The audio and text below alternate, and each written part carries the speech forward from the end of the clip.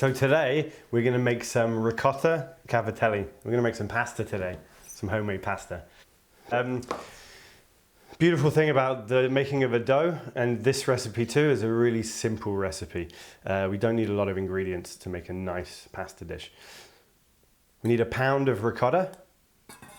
We need the same weight of 00 flour. I'm using 00 flour. This is a finer flour, so we're gonna have a smoother dough in the end. So same amounts. If you want to make, this is for like 8 portions. If you want to do a bigger batch, 2 pounds of ricotta, 2 pounds of flour. So same quantity, ricotta to flour. I've just put my ricotta overnight in a sieve. That's just to get rid of any extra moisture. We don't want to have too much of the liquid from the ricotta. We're gonna use a little bit of salt, 2 eggs, and that's all we need. A work surface, a fork to mix it. If you have a little plastic bench scraper, you can pick this up from any kitchen store for like $1. And that's all we need. We're going to do this all directly on our work surface. So we'll take our 1 pound of flour.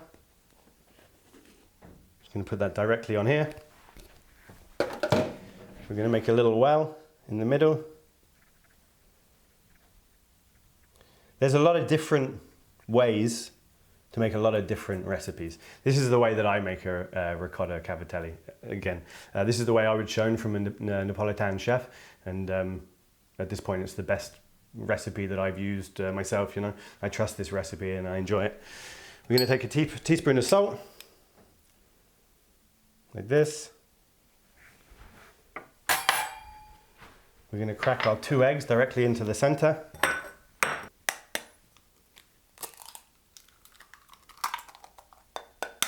Beautiful free-range eggs. You can see from those yolks how bright they are, you know, in color. So we got our 2 eggs directly into the center. We're just going to mix them up a little bit.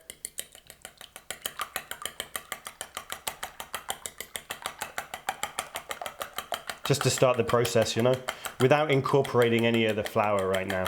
We want to mix our wet ingredients first. Now we're going to take our ricotta. We're going to do the same thing. We're going to put the ricotta in the center, like this. And then very carefully, we're just going to start to mix these wet ingredients together. And then, so just incorporating, again, we're not taking any of the flour really, we're just mixing the ricotta in with those eggs. And then, like I was saying, this is like a process of love, you know, you need to be patient with it. You need to take your time.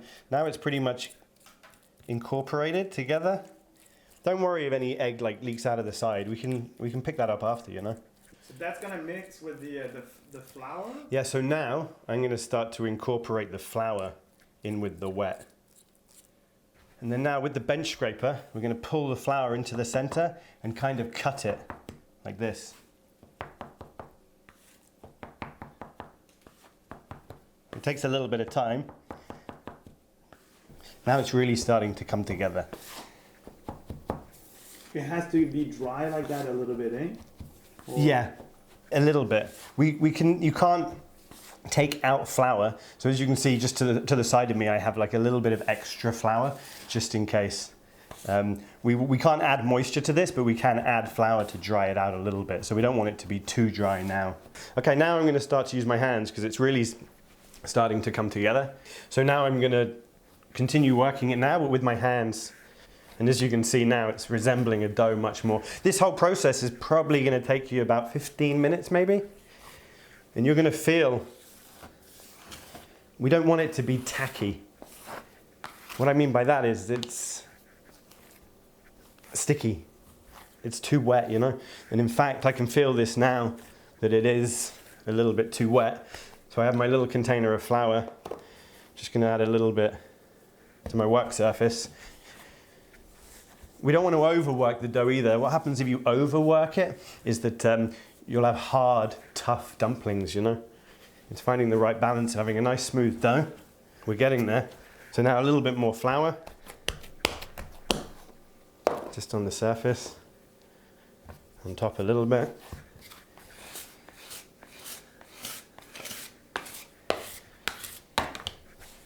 And then if you're going to use a work surface like this, it's good to have a plastic one of these and not a metal one, because metal is going to scratch your countertops, you know. Yeah, it's really come together nice. Like I said, what a difference that ricotta cheese makes in there, you know. You can use regular all-purpose flour for it. I just prefer the fineness, you know, of the 00 flour. So this is about it. I'm just going to give it a couple more turns. You can always do this in a like a mixing machine, you know, with a paddle on it. I think it's nice to like the skill, you know, the skill of cooking. Getting your hands in there and like feeling it, doing it for yourself. It really didn't take that long, you know. Okay, so now you've got a nice dough.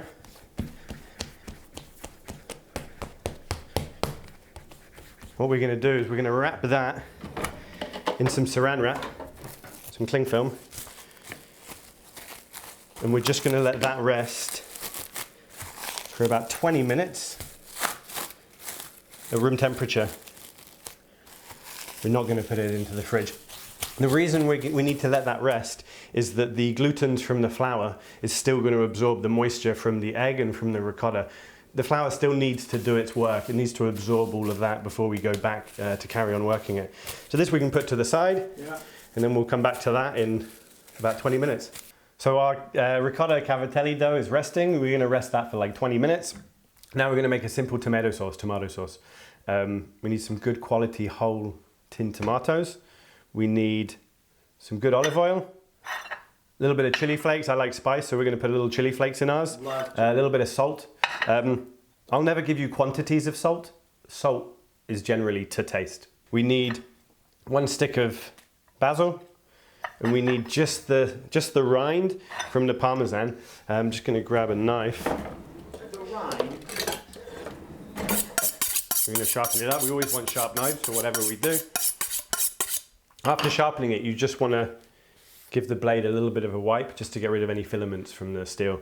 And then we're just going to cut the end like that, because we never really want to waste anything. We can use everything generally. The skin here that people would just get rid of, we're going to use that to flavor our sauce. So we're going to put it in the sauce, and like the umami and the saltiness from the Parmesan rind is going to go into our sauce. You guys will have a shot of the recipe. I like the tomato sauce garlicky. So we're going to put 2 medium-sized cloves for 1 large tin of tomatoes. So the first thing we want to do, just put it on the board and just flatten it out, and then the skin just comes off in one piece. So we're going to do that for our garlic, just a little crush.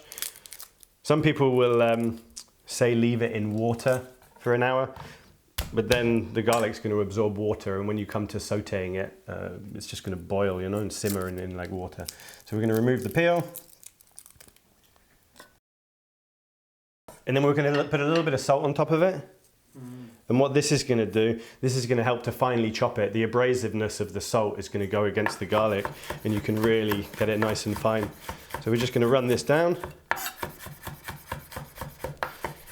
The little green germ in the middle of the garlic, a lot of the times working in restaurants, we'll remove that. We're cooking at home today, you know, for friends and family, so we're going to just leave it in there.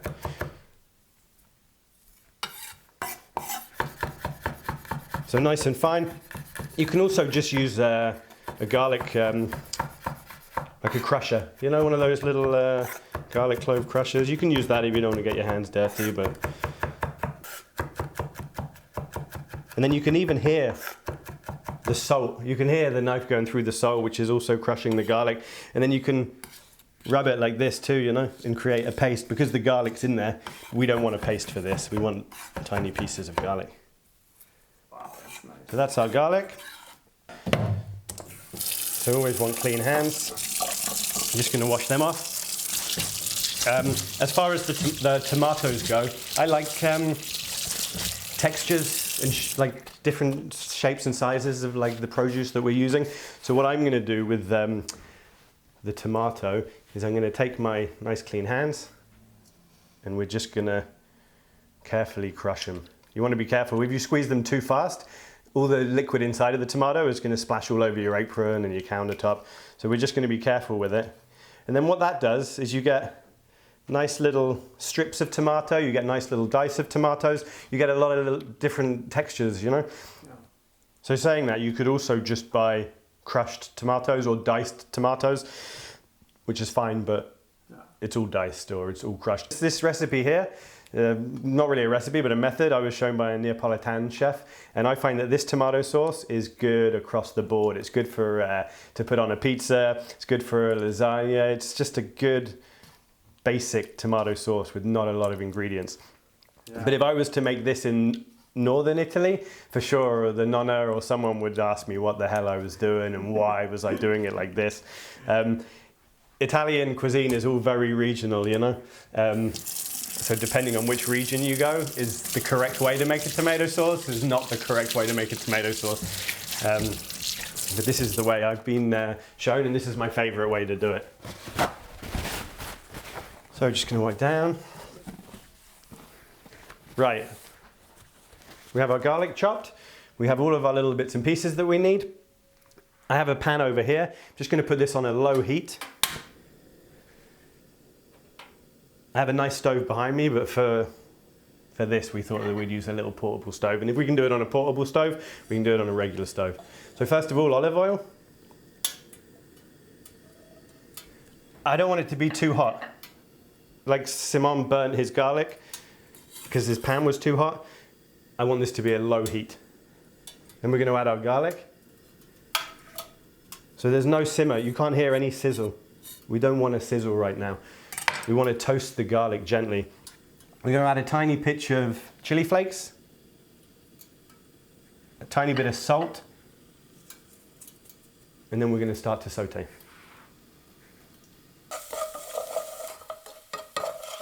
Okay, so we're getting a nice light toasted color. If it starts frying too much, like too harsh, just turn down your heat. Low and slow is okay, you know. Because if it does darken too much, you're really going to taste, it's going to ruin the whole sauce, you know. And like I say, we're just looking for like a light golden color. I'm nearly there. I'm going to show you once we get where we want to be.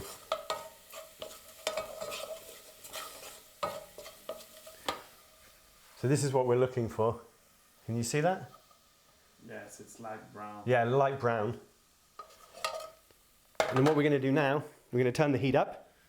Mid-high. We're going to take our tomatoes and we're going to put it directly in the sauce like that. Making sure we get all of it. And then what we want to do now, we're not boiling it, we just want to simmer it. And we're going to take our basil, we're going to take the Parmesan rind, and all we're going to do is let this slowly simmer for about 10 minutes and we're good. 10-15 minutes and the sauce is ready. And then like always, everything I'm going to do with you guys is always through taste. Like I said already, salt is very, seasoning is very personal. So I'm going to give it a little taste. You taste it at the beginning and then as it progresses? I'll taste it at the beginning. Going to give it a little bit of salt. And then I'll let it simmer now for like 10-15 minutes. Then I'll give it another taste. I don't want to season it too much now because like I said, the skin of the Parmesan is going to release some umami and some like salty flavor, you know. Tomato sauce is on the go. It's starting to smell pretty good in there. What do you think? It smells good. Yeah. What I'm going to show you guys now, we're going to make like a vegetarian cavatelli. So we have the noodle, we have the tomato sauce. We're kind of good on that. But for those people that want a little extra, we always want to do a little extra. We're going to do some really simple meatballs. So we're going to take a sausage. Any sausage. This is a spicy Italian sausage from a local charcuterie. So this has been like freshly made. I know the guy that made it. We're going to remove the skin. Very simple. We just score down the side and just pull it out. And then all we're going to do is just tear off little nuggets like this. And this is going to go on our pasta. We're going to saute them in a little bit of oil. And these are like a cheats version of a meatball. If you really wanted it to be a meatball, cut off a bigger piece, right? There you go. And then just roll it into a meatball. Because we don't all have a lot of time to be making that's super fast. Meatballs every day, right? Super fast. You can get pork sausages, veal sausages, Beyond Meat sausages if you're a vegetarian, so you can still like Or your favorite sausages. It's so cool. Yeah, it doesn't matter the type, you know.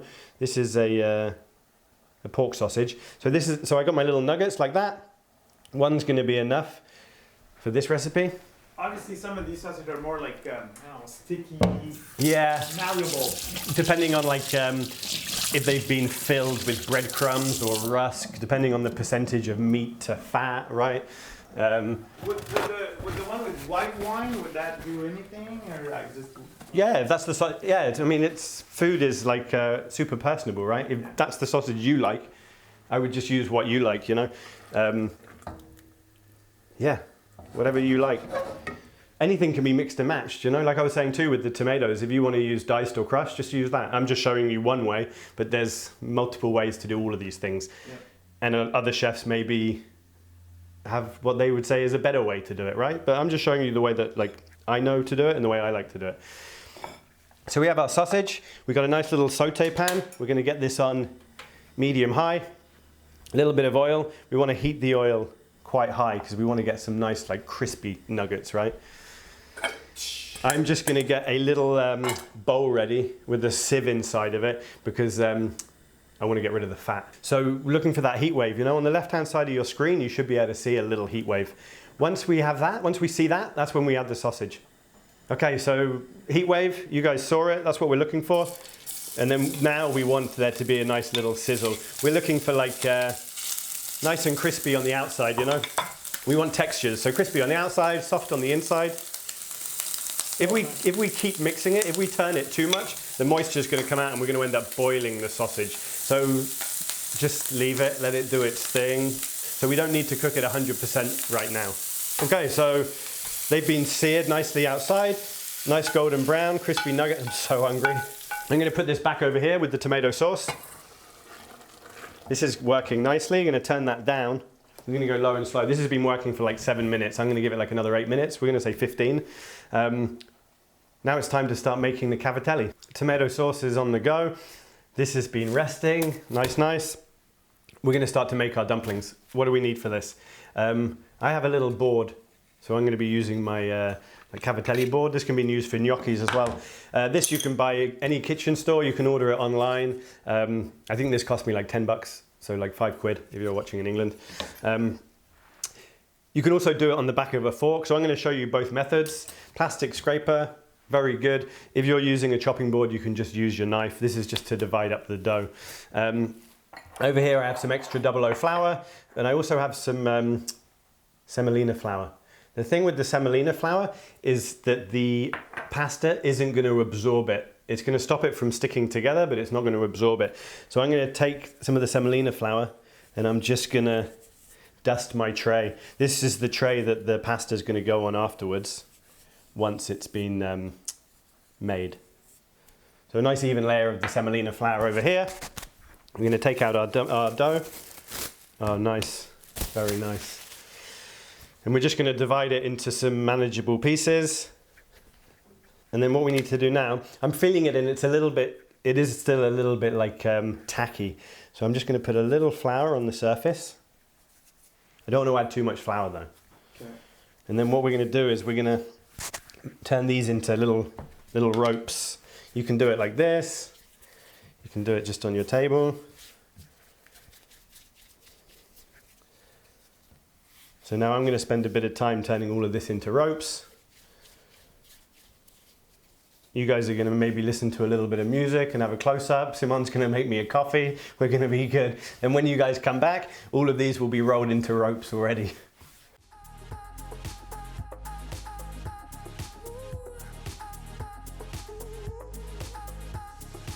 Okay. So we're just finishing off the last couple of ropes. We're looking, I guess, for like 1 to 2 centimeter in diameter. It definitely doesn't have to be perfect. There's something nice actually about sometimes the noodles not being exactly the same shape and size. So you can tell it's been homemade, you know. You can buy cavatelli machines where you would take your rope and you feed it through the machine with a handle and the cavatelli comes out the other side. Okay, so now we're going to take one of our ropes and we're going to cut every kind of 2 centimeters. Again, doesn't have to be perfect. And we're going to then do that for all of the pieces.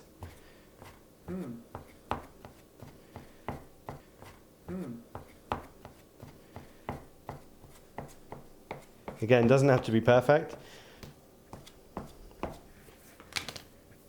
We're going to just dust a little bit of semolina flour so they don't all stick together. And then, using the board, I'm going to show you when we use the board, we start at the top with our thumb, and then we just push it down like that. And then we have our beautiful little cavatelli dumplings. And then if you want them to be bigger, you'll just cut your rope bigger. And if you want it to be smaller, just cut them smaller. We don't want to put too much pressure on the board. We'll have, if you put too much pressure on, you're going to have a tough dumpling, you know. And then we just keep rolling all of these. These are going to be nice. So as you see, when I'm putting down the pressure, it's not a lot of pressure. Pushing it into the board, and then it starts to roll on itself, and then you push it off the board for it to like roll onto itself. I'm putting it directly onto my tray that I already have semolina flour on, and as you can see, none of them are sticking together.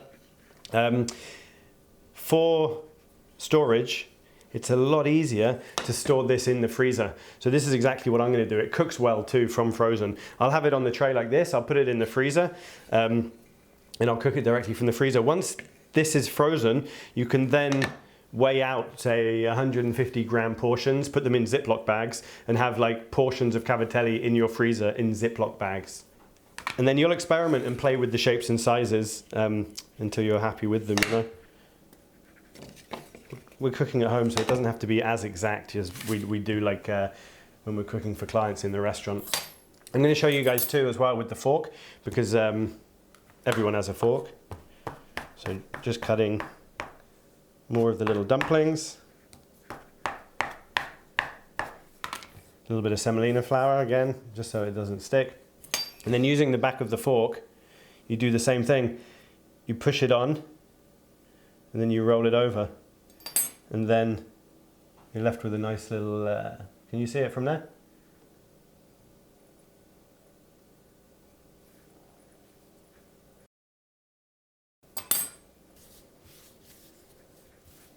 Okay. Go for it.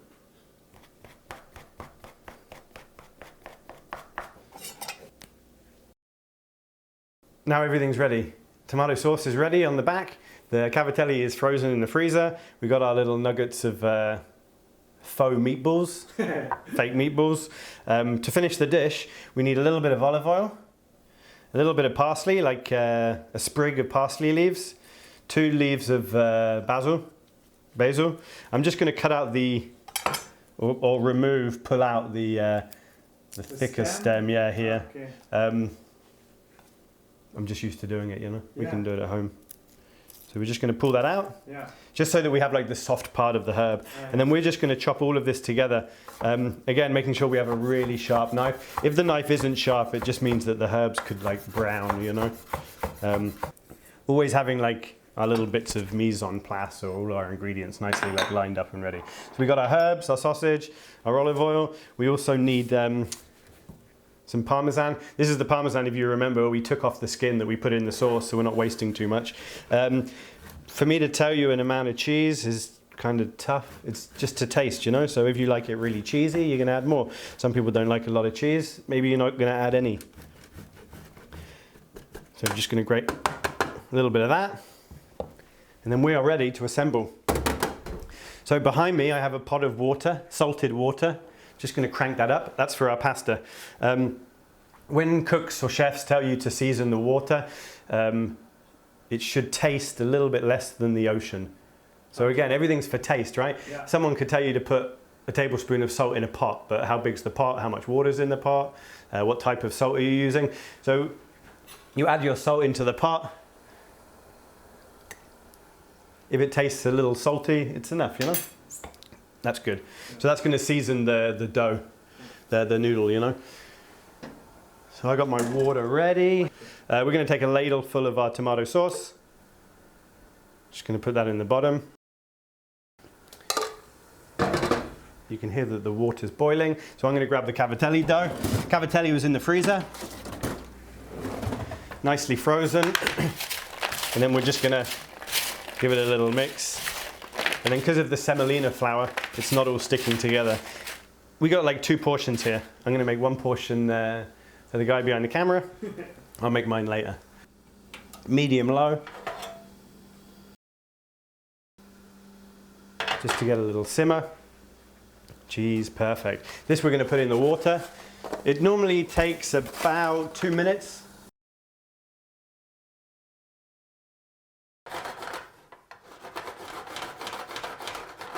Okay, tomato sauce is simmering, pasta's ready. I'm gonna bring the pasta over. Pasta's floating to the top. One thing that when I first started making pasta, I didn't realize how important it was to add pasta water.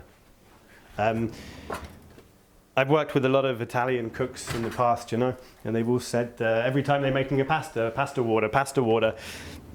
And I didn't really understand like how important it was. But what the pasta water does is the starch from the noodle that you've been cooking in the water, the starch goes into the liquid. So we take that starch, we add it back into our sauce, and the starch is what's going to make the sauce stick to the noodle. So we do need to add pasta water. Don't need to add a great deal.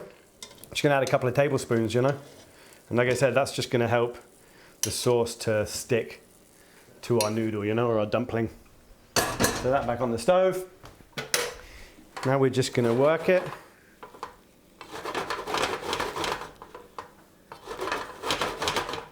We're going to add in our herbs. We're going to put in some of these sausage nuggets. You eat sausage, right? Yeah.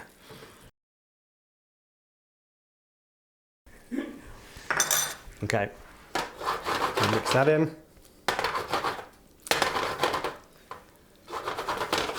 Nice. So tomato sauce, sausage. Now we're going to add the parsley and basil. And put all of that in. A little bit of cheese. Cool. A little bit of olive oil. The olive oil is going to give it a nice like peppery taste. It's also going to make the pasta shine. It's going to give it a nice shine to the dish, you know.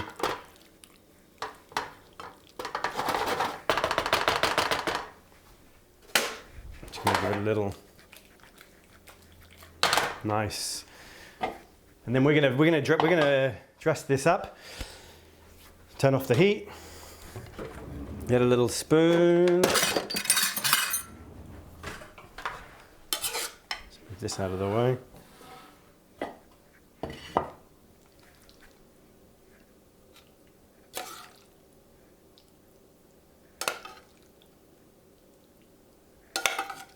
Smells good. Smelling really good.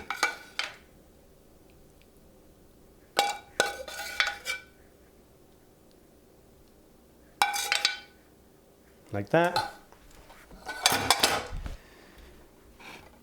And then a little bit of olive oil on top.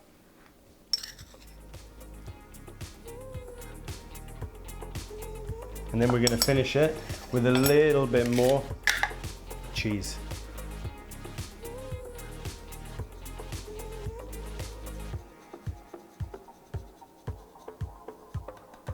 And there we have our cavatelli with tomato sauce, Italian sausage, and basil. Enjoy.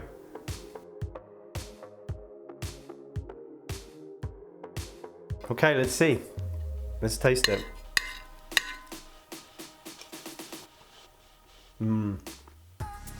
Oh, it's really good. With the ricotta in the cavatelli, it's nice and soft, you know. It's not like a dense dumpling, it's soft. A little bit of spice from the chili flakes, very nice. And then because I used a spicy Italian sausage, there's also spice from that. This is really nice. I think you guys are gonna love it. Enjoy, happy cooking.